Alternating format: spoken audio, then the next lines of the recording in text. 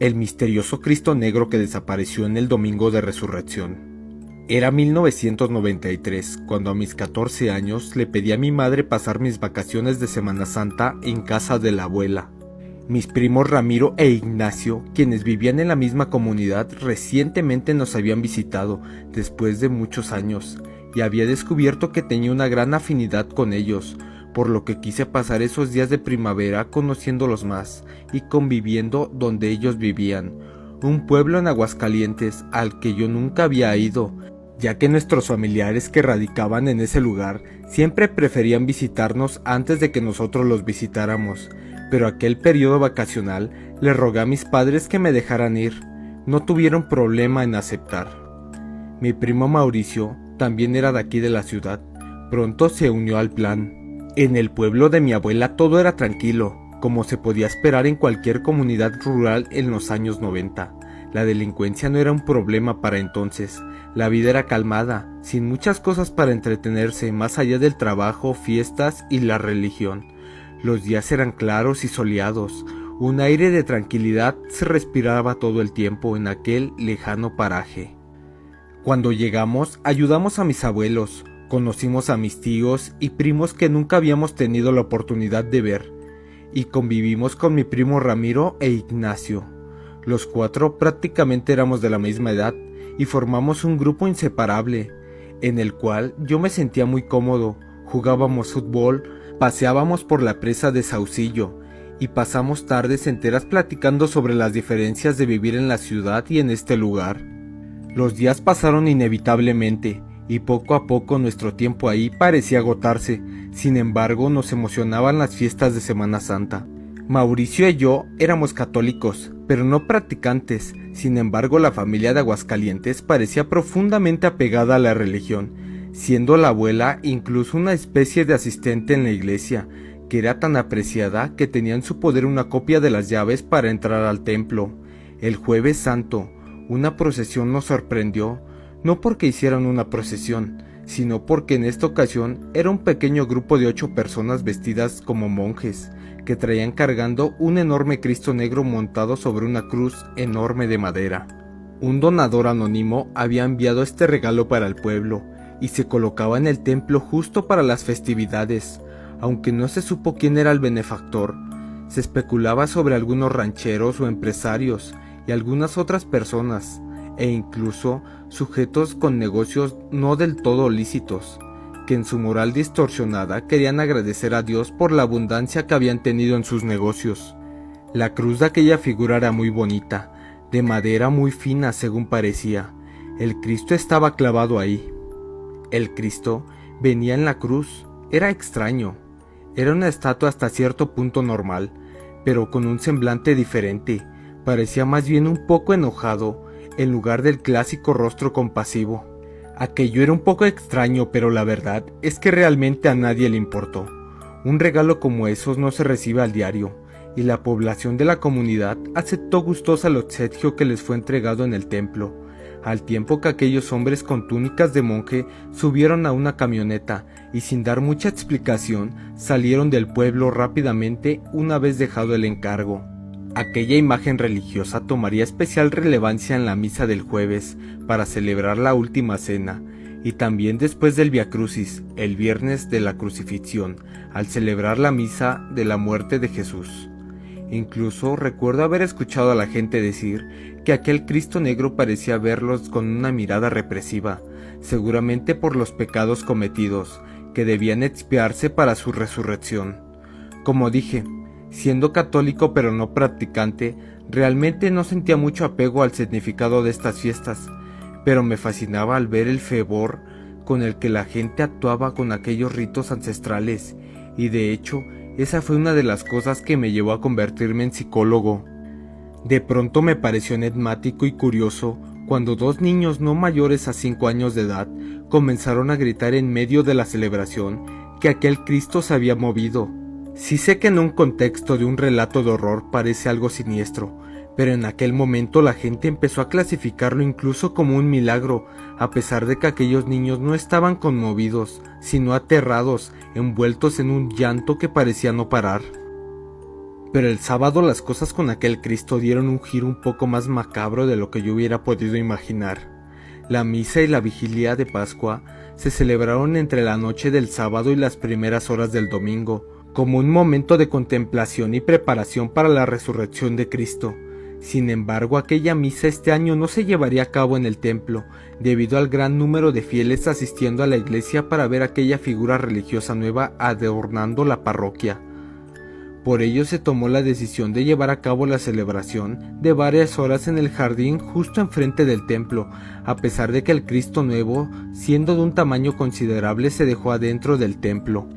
Esa celebración duró varias horas, y conforme el tiempo fue avanzando, la gente naturalmente se fue cansando, y se acercaba la 1 a.m. cuando terminó todo. La gente del pueblo salió directo a sus casas, dejando pocas personas ahí, con un montón de bancas y objetos que regresar al templo. Y claro, aunque no éramos los únicos, los jóvenes fuimos los que resultamos seleccionados para hacer ese trabajo. Mientras mi abuela y otras vecinas platicaban con el sacerdote, que estaba por despedirse del lugar, rumbo al poblado cercano donde vivía. Mi abuela me dio las llaves y mis primos y yo comenzamos a regresar los bancos, los cirios y algunas imágenes religiosas al templo que parecía no tener luz.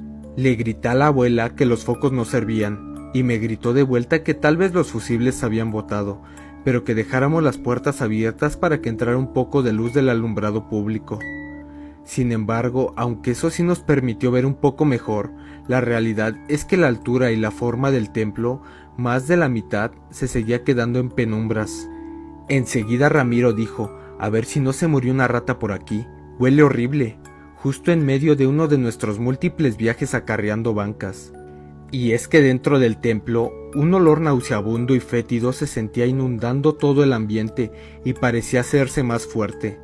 Él seguía diciendo que justo en el fondo, cerca del altar, a veces ponían veneno, y que mañana revisáramos a ver si encontrábamos algunas ratas ya tiesas. Después de eso decidimos ignorar el olor tanto como pudimos para poder terminar de pasar las bancas y lo demás. En lo personal, había algo que me molestaba mucho más que ese horrible aroma.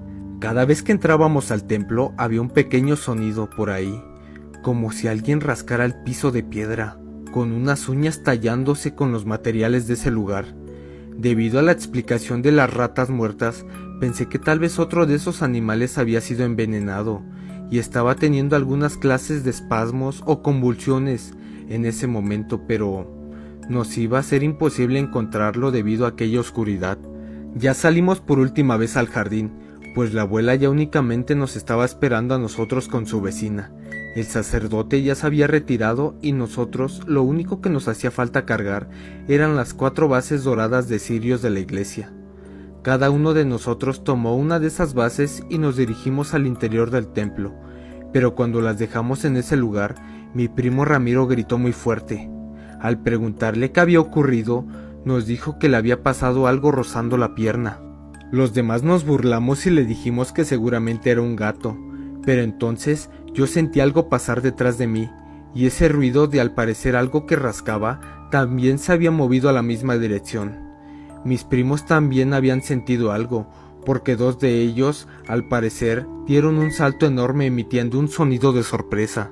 Ignacio sacó de su chamarra unos cerillos y encendió rápidamente un par de cirios de la iglesia, y tomando uno con sus manos empezó a alumbrar el piso del templo, con nosotros a sus espaldas, esperando encontrar el animal que seguramente se había metido. Mauricio dijo que sí creía que era un gato, por eso el sonido de garritas.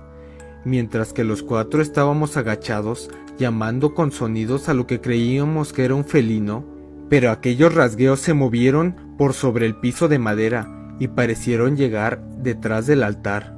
Mauricio, Ignacio y yo fuimos detrás de ellos, y Ramiro, un poco fastidiado, se quedó de pie cerca de la puerta.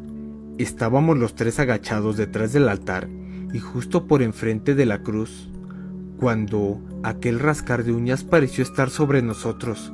Fue entonces cuando Ramiro gritó aterrorizado y nos dijo que nos quitáramos de ahí, pero antes de hacerlo, los 3 instintivamente volteamos hacia arriba, únicamente para ver una forma, cosa o animal totalmente negra que parecía subir rascando aquella cruz nueva, moviéndose como lo hace una iguana.